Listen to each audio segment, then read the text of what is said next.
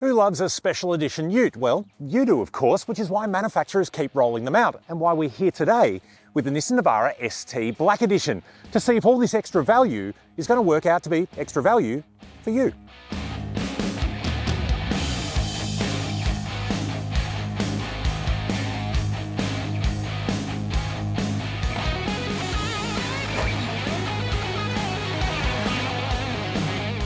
We'll go into the specifics throughout the video, but first, here is some top-line information. The 2024 Nissan Navara ST Black Edition is priced from $59,990 drive away with a soft tonneau, or $60,490 drive away with the HSP-powered roll top. 4 colours are available. Black and white are no-cost choices, where metallic silver or grey had $750. The rear tub of the Black Edition includes a fitted tub liner which features handy cup holder placements, and the tailgate is spring-damped for easy lifting. There are 4 tie-down points around the bed too. The Navara is rated to a 1,088 kilogram payload with a 3.5 tonne brake towing capacity and a 5,910 kilogram gross combination mass. Now, I reckon since we're in 2024, you'd be pretty hard-pressed to find a brand that has not done a Black Edition car. So what do you get on the Black Edition ST Navara? Well, basically some stuff that you normally get has been painted black, like the grille, the mirror caps, and the door handles. You get these 17-inch black alloy wheels. You get black all-terrain tyres with cool white lettering on them. There's a black roll hoop sports bar on the back, but there's also something else at the back that I'll tell you about in a tick, because inside the tub you do get a black tub liner, and of course you get black stickers on the side to complete the Black Edition appeal. Is that going to be enough? Well, let's see where the Navara kind of has its basics to get you started. It may be black under here, but it is still the same Navara we know. This is a 2.3 litre twin-turbo 4-cylinder diesel, 140 kilowatts, 450 newton metres, available nice and low between 1,500 and 2,500 RPM. We'll go through why that's key when we're out on the road. Generally though, this may not be the most powerful ute in class. We're seeing V6s and other pretty chunky options at the moment, but the Navara is pretty capable and pretty proven, because let's remember, this is a 10-year-old platform. Now, I did say the Navara is a 10-year-old platform, and nothing reminds you more than this. Now, kids, if you're new to cars, this is called a key, and you actually need to put it in here and turn it on. No cool push-button starts. Now, I'm joking a little bit. The Navara is maybe a little bit old, but it certainly is honest.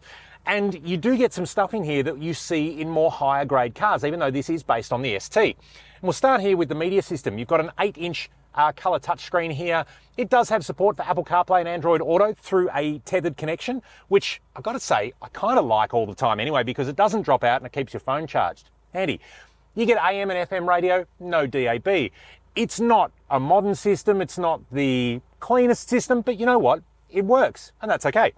In front of the driver here, you've got a 7-inch digital multifunction display, which is actually pretty good. You get all of your driver assistance, trip data, and other bits and pieces on here around with 2 analog gauges on either side. Again, nice and easy to read, easy to use.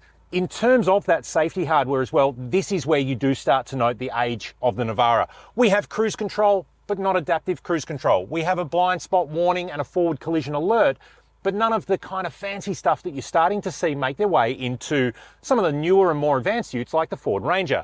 Again, there's enough here to obviously keep you safe on the roads, and certainly to allow the Navara to work well as a touring platform. But if tech is what you want, this is probably not the car for you.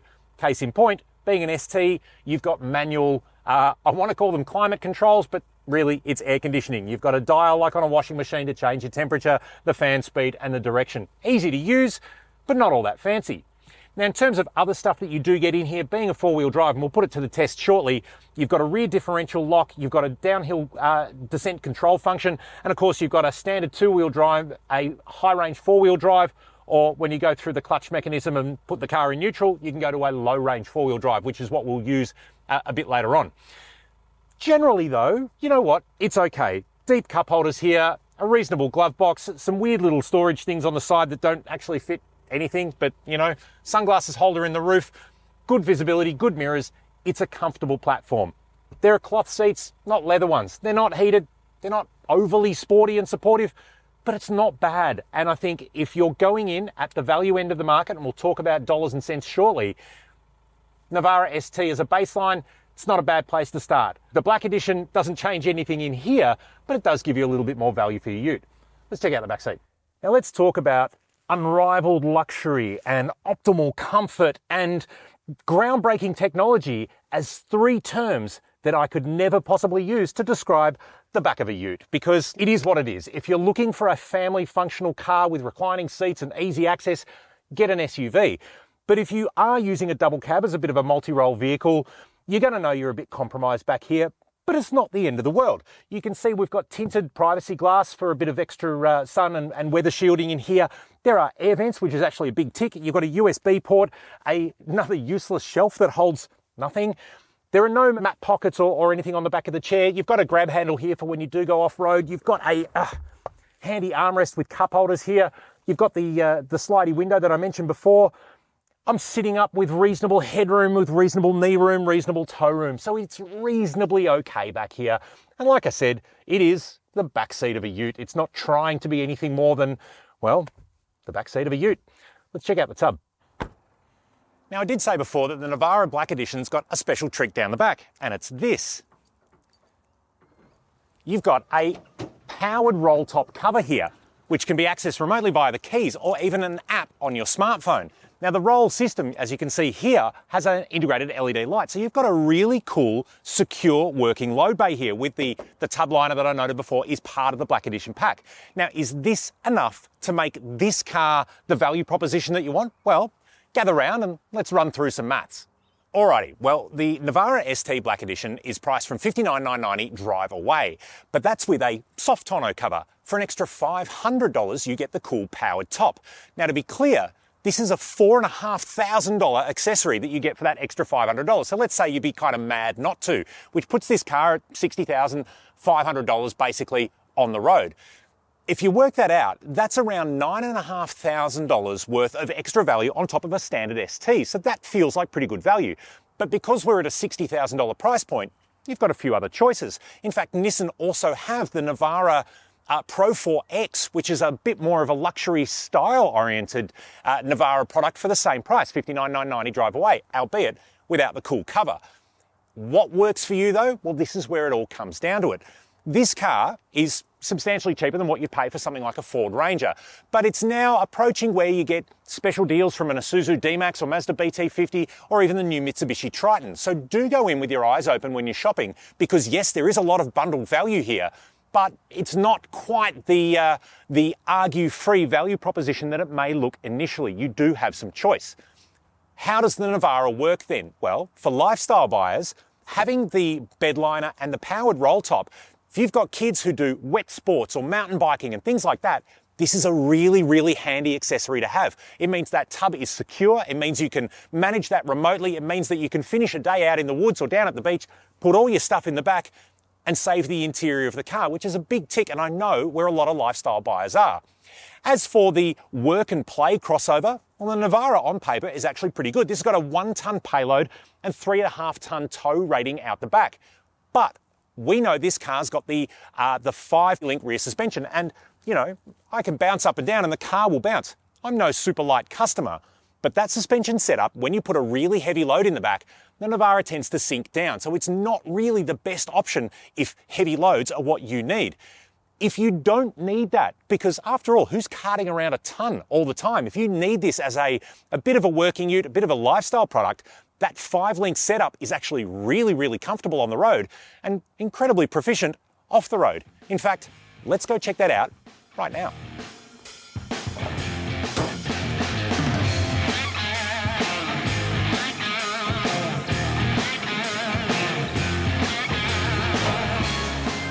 All right, well, might as well start off bouncing around off-road because, well, we're here and why not?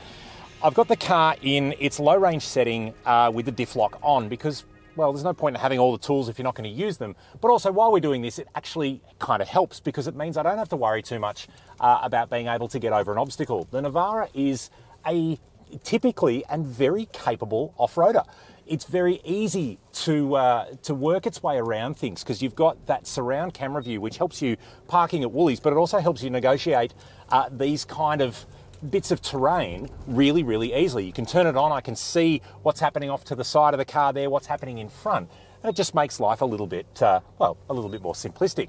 The key thing to remember about a car like the Navara is that this, as a lifestyle and sort of a weekend pursuits vehicle, means that you can go and have a little bit of fun off the beaten track. But the idea that you can use this car to commute and do bits and pieces during the week and then go and have a bit of fun on weekends, whether it is adventure sports or camping or a bit of wet sports, it is a really, really flexible platform. And it's quite bumpy through there, so I'm sorry about that. Now, that 2.3 litre twin turbo motor really does work quite well here. It's very, very tractable. Now, we're coming up a pretty tough bit of articulation here. You can hear the tow hitch scraping on the ground. But the car has just sort of walked through that, and it shows the modern platform of these double cab utes works really well. The Nissan engine's actually really, really handily tuned in that you get so much response so low down. So it just means for really technical work like we're going through now, the car's eager and easy to respond, making, well, a trip off-road pretty effortless. But as a final little hump down here, you could hear the rocks on the side rails there. You've got to remember we are on standard suspension and on pretty standard wheels here. This kind of terrain and this kind of work for the Navara, it is absolutely relaxed and at home, and a really, really easy platform to do that with. But that's not what you're going to be doing 100% of the time. And touring is actually where this car really, really, really shines. So we might realign where all our cameras and things are, see how many GoPros have survived my little adventure, and we'll hit some trails and head back to town. Now, in this kind of environment, even on a gravel road, the Navara's suspension, and we've talked about it a fair bit, it really, really does work exceptionally well out here. Now, fuel consumption, I think the claim on this car is high 7s, low 8s on a touring cycle. We're sitting a little bit higher because we've been idling the car while we've been filming, but on the freeway run out here, again, we're sitting in that sort of high 6s, low 7s kind of mark, which is sort of what you would expect from most of the 4-cylinder diesels. It's not overly thirsty, it's not particularly efficient in terms of being a standout in that way. So don't expect any kind of crazy numbers from your Navara. Moving things to paved touring roads then, Navara only gets even smoother. This is just a regular B road where we're not finding the vehicle is skipping around. And again, it is that drawback that you find with a lot of the utes, particularly when you're running either no load or a light load. That taut suspension setup tends to move the back of the car around. You'll get this backwards and forwards longitudinal float as part of that, the way the suspension geometry works. Not so in the Navara. It feels like an SUV. So for this kind of driving, where we've come from the off-road playground, we're now touring quite happily, our fuel consumption average is already dropping, it's become a really nice place to spend some time. Well, there you have it. Navara ST Black Edition, which is kind of a black and brown edition now because we've been getting it muddy. What is our takeaway here? In terms of value, a special edition always works. So if you like the look of the black trim, the stickers, the wheels, and that roll top cover is appealing, then this car's definitely worth you to have a squiz at. In terms of how the Navara stacks up, it's still a fun and capable platform. That rear suspension works really well as a tourer and an adventure-focused car, but it's a 10-year-old platform. It's not the freshest chook in the henhouse, so to speak. So if you're looking for modern technology and modern refinement, Navara's not probably where you want to be. But that said, it's not priced where you want to be either. The value offering on this car is really what's going to draw in buyers. So if you are on a budget and you are looking for something for a bit of adventure and you don't mind a bit of black stickers, Navara ST Black Edition could well be worth a look. So there we go. If you like this clip, you like the Navara, hit us up in the comments below, hit subscribe, hit the bell icon, head on over to Drive.com.au for plenty of new cars to buy, second-hand Navaras to buy, and of course all the reviews, news, and everything you need to know about this car and what's coming next for the new Navara platform.